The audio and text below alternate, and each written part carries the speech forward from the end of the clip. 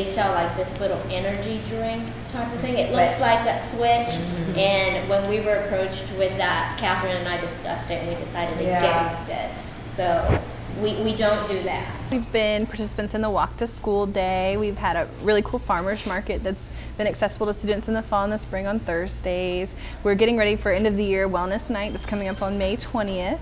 So we can kind of wrap up our healthy choices for the year with some different vendors and some different guest speakers coming in to talk to the students and their parents about the healthy choices in their cooking and physical activity, and doctors are coming in as well to talk about wellness.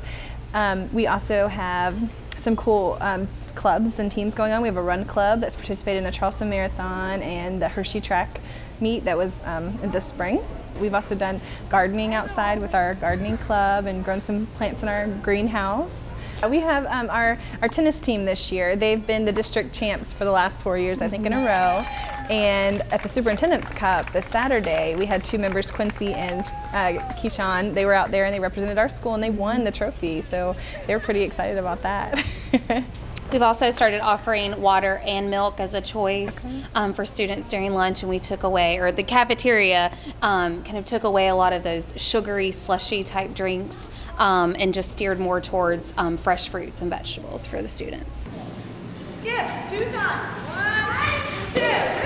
Stop there. After 2, stop it. We're seeing that the students are staying more focused throughout the day instead of first thing in the morning and then they kind of like lag behind after lunchtime. We're seeing that consistent throughout the day, a high energy from all the students where they're able to stay focused. And as far as activity, you know, my class has PE in the morning, and then they have recess like midday, and then they have dance in the afternoon. So they have 3 physical activities intermingled in their day, which makes instruction time a lot easier because they have all these healthy options to release their energy instead of dancing around a classroom when we're trying to teach.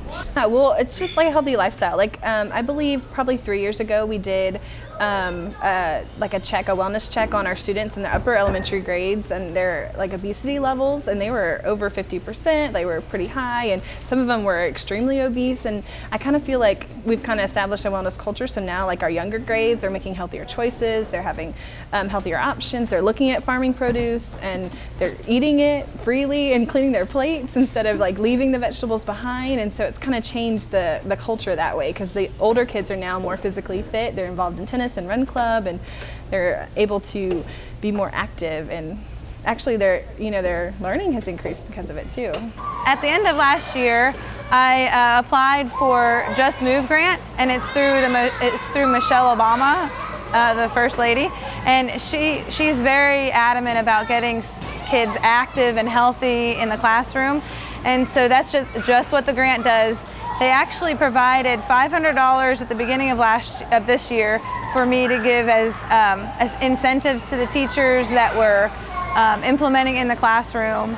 And the grant basically has different kind of activity cards that gets the kids up and active in the classroom as activity breaks. So the teacher can choose whether to take a 5-minute break or a 10-minute break, and it's all activity cards that the kids can actually teach to each other.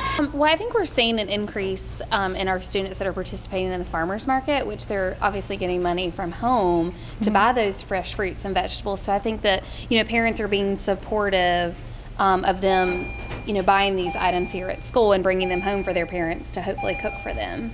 Yeah, there's several like parents that have emailed me and they're like, when is the spring farmers market starting up? Because, you know, I'm interested in it. It's kind of, you know, we didn't start until May this year, which is later than last year. We started at the end of February. So they're like, when is it coming? And so we had to, you know, get that rolling for them, and they were so excited to have it back.